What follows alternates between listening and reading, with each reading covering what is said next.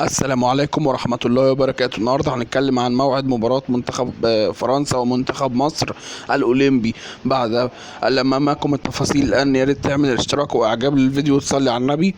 وبعد كده أمامكم التفاصيل الآن. بعد فوز منتخب مصر وأداء رجولي من منتخب مصر، ومباراة صعبة كانت على منتخب مصر وإجهاد بدني كبير وإصابة زيزو، يلتقي منتخب مصر بنظيره الفرنسي يوم الاثنين المقبل، وفي احتمالية كبيرة بإصابة زيزو وعدم مشاركته في النصف النهائي من أولمبياد باريس.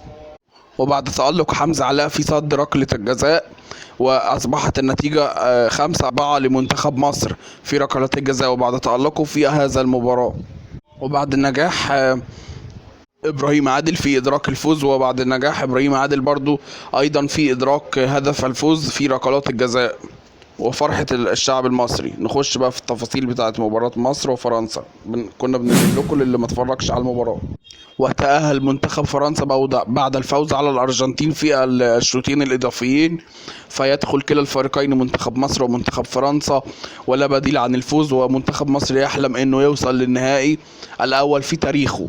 نيجي المكان مكان المباراة وموعد المباراة. والقنوات الناقلة سيستضيف استاد غروباما، هو اللي هيستضيف هذه المباراة بين مصر وفرنسا في تمام الساعة 10 مساء بتوقيت مصر والقطر والسعودية، يوم 5/8/2024 أو 5 أغسطس 2024.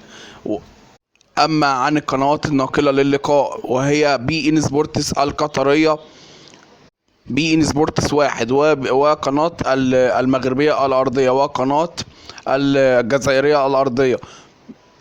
نتمنى وننتظر توقعاتكم للمباراة في التعليقات، ونتمنى الدعاء لمنتخب مصر بالفوز والتأهل للمرة الأولى في تاريخه.